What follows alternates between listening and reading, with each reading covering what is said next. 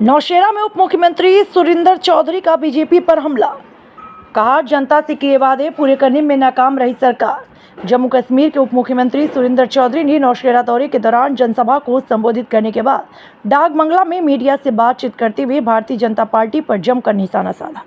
उन्होंने कहा कि जनता ने जिन उम्मीदों के साथ सरकार को चुना था, उन उम्मीदों पर भाजपा सरकार खरी नहीं उतरी। उप मुख्यमंत्री ने कहा, जनता महंगाई, बेरोजगारी और बुनियादी सुविधाओं की समस्याओं से जूझ रही है, जबकि सरकार लोगों के वास्तविक मुद्दों को समाधान करने में विफल रही। उन्होंने आरोप लगाया कि भाजपा केवल बड़े बड़े दावे करती है, लेकिन जमीनी स्तर पर विकास कार्यों की रफ्तार संतोषजनक नहीं है। आपके आस पड़ोस के लोग चाहते हैं, जो आदमी चाहता है, ये सबकी जिम्मेवारी है। और अगर आप समझते हैं कि हमें स्टेटहुड चाहिए, तो हर आदमी को फिर निडरता से और खुल के सामने आना पड़ेगा। रही बात जहां तक नेशनल कॉन्फ्रेंस की ताल्लुक है कि हमारे मैनिफेस्टो में हमने ये वादा किया था जम्मू कश्मीर के लोगों के साथ कि हम जम्मू कश्मीर की जो खोई हुई शिनाख्त है, जो महाराजा हरि सिंह का स्टेट था, उस जो हमारा स्टेट तोड़ के हमें एक यूटी बनाया गया, उस यूटी को हम दोबारा से स्टेट में बदलने के लिए कोशिश करेंगे। और इसके लिए जब हिंदुस्तान के हमारे प्रधानमंत्री, हमारे होम मिनिस्टर साहब ने हिंदुस्तान के, उन्होंने वादा किया था जम्मू कश्मीर के लोगों से इलेक्शन के टाइम कि जब भी इलेक्शन खत्म होंगे उसके बाद हम स्टेटहुड वापस कर देंगे, स्टेट का दर्जा जम्मू कश्मीर को वापस दे देंगे। बट आज डेढ़ साल हो गया, 18 महीने हो गए हैं उमर अब्दुल्ला सरकार बने हुए, और आज तक ये स्टेट का दर्जा बहाल नहीं किया गया। हम जो जम्मू कश्मीर की जो बीजेपी है, जो रोज बातें करती है, रोज नेशनल कॉन्फ्रेंस के ऊपर उमर अब्दुल्ला सरकार के ऊपर इल्जाम लगाती है, हम बीजेपी के लोगों को पूछते हैं, क्या आपका वादा नहीं है जम्मू कश्मीर को स्टेट का दर्जा बहाल करना? जब तक स्टेट का, क्योंकि जम्मू कश्मीर को स्टेट का दर्जा बहाल करना इसलिए नहीं है कि उमर अब्दुल्ला सरकार को फायदा है। मुझे क्या फायदा होगा? मैं आज जम्मू कश्मीर का डिप्टी चीफ मिनिस्टर हूँ, उमर साहब चीफ मिनिस्टर है। हमें जो आप लोगों ने हमें जो चुन के भेजा है, हम तो बैठे हैं अपने ओहदों पे, लेकिन हम लोगों को डिलीवर करना चाहते हैं। आज घर घर में बच्चा बेरोजगार है, उस बच्चे को रोजगार कैसे देंगे? हम एक डेली वेज नहीं लगा सकते।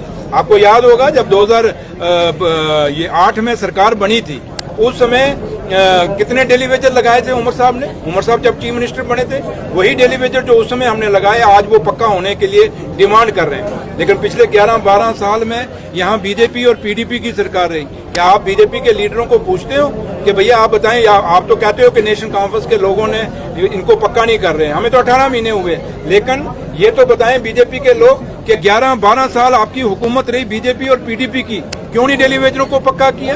क्यों नहीं रैबरे खेल को पक्का किया? क्यों रैबरे जंगलात को पक्का किया? क्यों रैबरे ज़रात को पक्का क्यों नहीं किया? होमगार्ड को क्यों नहीं पक्का किया गया? एनवाईसी को क्यों नहीं पक्का किया गया?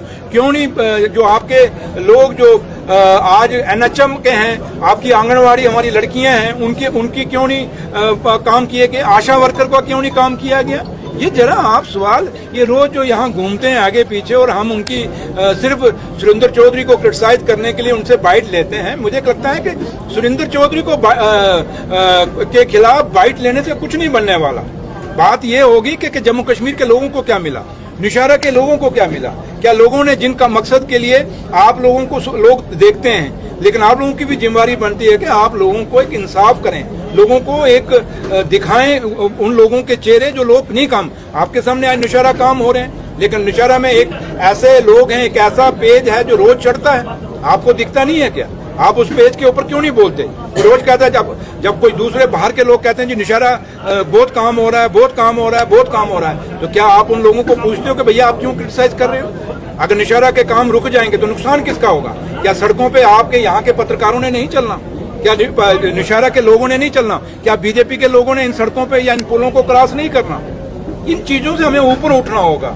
यहाँ हमें वो लोग हम पे इल्जाम लगाते हैं जिनके उनके क्रैशर कितने हैं। कभी आप में से किसी ने पूछा कि जनाब आपके क्रैशर कैसे लग गए? सुरिंदर चौधरी को तो कहते थे क्रैशर कितने निकले क्रैशर? वो लोग कहते थे कि सुरिंदर चौधरी ने तो यहाँ कहीं कहते हैं जी ट्रांसफर में पैसे खाते हैं, उनको बोलो प्रूफ है तो लाओ ना, क्यों नहीं सामने खड़े करते? ये चीजें हैं जो आप लोगों को, हमको नहीं पूछनी चाहिए, आपको खुद करनी चाहिए। इसलिए स्टेट का दर्जे की अगर आप बात करते हैं, हम अपनी जिम्मेवारी समझते हैं, इसलिए 20 तारीख को हम जंतर मंतर पे जा रहे हैं। और जंतर मंतर पे जाके हम अपने प्रधानमंत्री से डिमांड करने जा रहे हैं, हम अपने होम मिनिस्टर देश के उनके डिमांड करने जा रहे हैं कि जो वादा आपने हमसे किया था इलेक्शनों से पहले वो वादा निभाइए। आपने आज तक जम्मू कश्मीर के साथ जो वादे किए वो निभाए, लेकिन ये वादा आप क्यों नहीं निभा रहे स्टेट का? हमारा स्टेट का दर्जा बहाल करिए ताकि हम लोग सरकार एक इंडिपेंडेंट होकर अपने काम कर सके और लोगों के मुश्किलों और मुसीबतों को हल कर सके। Thank you sir. ये रोड की भी बैड कंडीशन है सर, आपने देखा कई जगहों से बनी है, क्या बहुत बड़ी करप्शन हुई है? रोज जो है कोई ना कोई इस जो रोड बनी है हाईवे, नेशनल हाईवे जो बना है सर, वो किसने डिवाइडर सर जिसने भी बनाया, क्या उसमें अब आपने सवाल छेड़ा, पूछ लीजिए थोड़ा। जो एसआरएम के यहाँ कंपनी के साथ जो पार्टनर थे, यहाँ लमेड़ी का एक आदमी पार्टनर था ना एसआरएम कंपनी में, उसने पूरा रोड बनाया था, उसी के क्रैशर से पूरा मटेरियल लगा, अलाइनमेंट पूरी उसकी खराब है, उसके ऊपर इंक्वायरी चल रही है। जरा उनको पूछ लीजिए भैया ये जो जब आपने रोड बनाई थी इसकी अलाइनमेंट क्यों गलत की?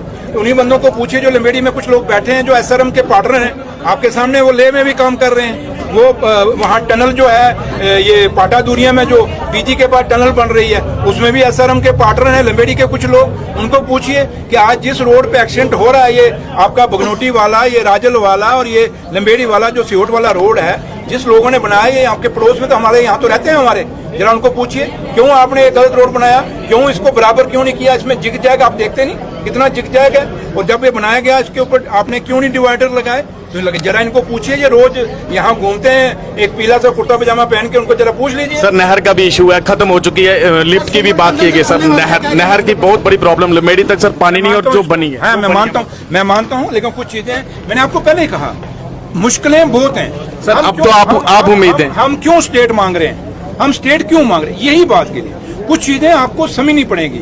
हम स्टेट ये जब हम स्टेट मांगते हैं कहते हैं जिनको स्टेट दे दिया ये हम लोगों को अंदर करा देंगे, भाई जो करप्ट होगा उसको अंदर कराएंगे। लेकिन जहां तक हम स्टेट क्यों मांग रहे हैं, जम्मू कश्मीर को जो फंडिंग हो रही है वो यूटी के मुताबिक हो रही है। जब हमें लेकिन हमारी जरूरतें क्या हैं वो एक स्टेट के मुताबिक है, और जब हमारी जरूरतें स्टेट के मुताबिक हैं, पैसा हमें यूटी के बराबर आएगा। जितना लद्दाख यूटी को मिलता है उतना हमें मिलता है, जितना चंडीगढ़ यूटी को मिलता है या दिल्ली यूटी को मिलता है इतना हमें मिलता है। लेकिन जम्मू कश्मीर एक स्टेट का दर्जे का था और उसकी जरूरतें आज एक स्टेट की हैं, लेकिन पैसा जब हमें एक यूटी का आएगा, मुझे बताएं कैसे हम इतना खर्चा करेंगे? आज आपके जल जीवन मिशन है, किसके टाइम में हुआ? यहाँ आपके सामने लोगों ने लोहे की पाइपें लगानी थी तो प्लास्टिक की लगाई, किसके दौर में लगी? और जो ठेकेदार हैं पार 3-4 तो मैं सरपंचों को जानता हूँ यहाँ पार के हैं, और किसके बंदे हैं वो? ये जो रोज जो पेज पे चढ़ाते हैं उनके बंदे हैं ना। उनको पूछे कि सफर तो जनता कर रही है। सुनिए ना, सफर नहीं, पूछिए ना उनको, आप पूछिए, आपकी जिम्मेवारी बनती है कि भैया आप बड़ी जिम्मेवारी पर आप बड़ी रोज बातें करते हो, बताओ लोहे की पाइपों की जगह आपने प्लास्टिक की पाइपें क्यों लगाई पीएचई में? जरा उनसे सवाल पूछ लीजिए, मैं क्या क्या जाता हूँ आपको। पीडीपी और बीजेपी कहती है कि नेशनल कॉन्फ्रेंस ने बैकडोर जो नौकरियां दी हैं, सर क्या कहें इसके ऊपर? मैंने कहा ना, जहां तक ये इल्जाम लगाना बड़ा आसान है। अगर बैकडोर एंट्री हमने रिक्रूटमेंट की है, जम्मू कश्मीर बैंक में 2000 लोग लगे थे, क्या बीजेपी और पीडीपी के रिश्तेदार नहीं लगे? खादी विलेज इंडस्ट्री बोर्ड में उसका चेयरमैन हूँ, आज भी मेरे पास फाइल है, सुप्रीम कोर्ट से वो हारे हैं केस, ये बीजेपी और पीडीपी वाले, इनके बच्चे, इनके परिवार के लोग। और वो जो 150 बंदा लगा, वो किसका लगा था? वो बैकडोर नहीं थी। ऐसे ही आपके स्पोर्ट्स काउंसिल में कितने लगे, ऐसे ही टूरिज्म में कितने लगे, इन्होंने खुद लगाए। रही आउटसोर्सिंग कोई नौकरी नहीं होती, ये ठेकेदार एक सप्लाई देता है। जैसे आप हॉस्पिटल निशान में ही देख लीजिए, यहाँ आउटसोर्सिंग से जो बच्चे लगे, क्या वो मुलाजिम है? वो आज भी बाहर हैं बेचारे, कल भी बाहर हैं। जिस दिन ठेकेदार के साथ थोड़ी सी बात करेंगे, ठेकेदार उठा के बाहर फेंक देगा। इसलिए ये आउटसोर्सिंग से अगर लोग कोई ठेकेदार के थ्रू लगे हैं तो इसको रिक्रूटमेंट नहीं कहते। लेकिन ये आउटसोर्सिंग का कल्चर लाया किसने, ये तो थोड़ा पता करिए। ये बीजेपी और पीडीपी लेके आई थी। यहाँ तो एक ऐसा बंदा भी है जो लंबेड़ी का, जिसका हैंडीकैप है, जिसका कान कटा हुआ है, वो पहले पुलिस में एसपीओ लगा, आज वो पक्का हो गया। वो किसका रिश्तेदार है, जरा पूछ लेना थोड़ा लंबेड़ी वालों से।